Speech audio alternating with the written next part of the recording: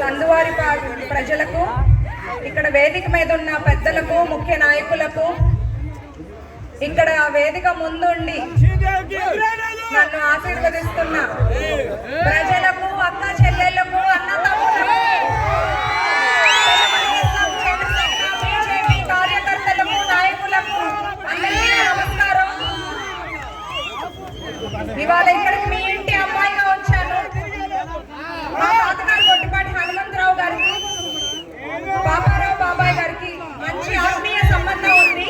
అలాగే మా నాన్నగారు గొట్టిపాటి నర్సయ్య గారు, బాబారావు బాబాయ్ గారు ఇద్దరు అదే బంధాన్ని కొనసాగిస్తూ వచ్చారు.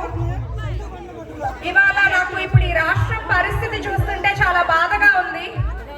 రాజధాని లేని రాష్ట్రంగా మనం నవ్వుల పాలయ్యాము.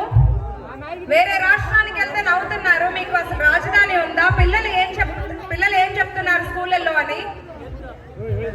పోలవరం పడకెక్కింది, ఉన్న పరిశ్రమలు పారిపోతున్నాయి, కొత్త పరిశ్రమలు రావట్లేదు.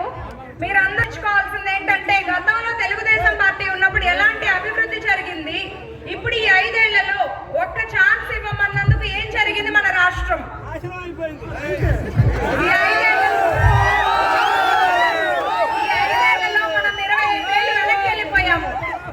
మీకు అభివృద్ధి కావాలా, అరాచక పాలన కావాలా అని మీరు ఆలోచించుకోండి.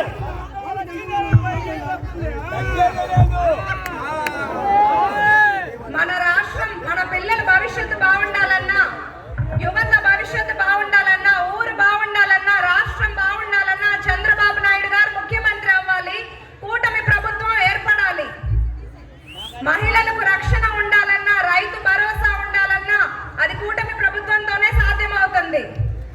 మనం ఒక్కసారి బాబు గారి పథకాలను గుర్తు చేసుకుందాము. ఈ 5 ఏళ్లలో 20 లక్షల ఉద్యోగాలు, నిరుద్యోగ భృతి 3000, మహిళలకు నెలకు 1500 రూపాయలు, ప్రతి ఇంటికి 3 గ్యాస్ సిలిండర్లు, మహిళలకు ఉచిత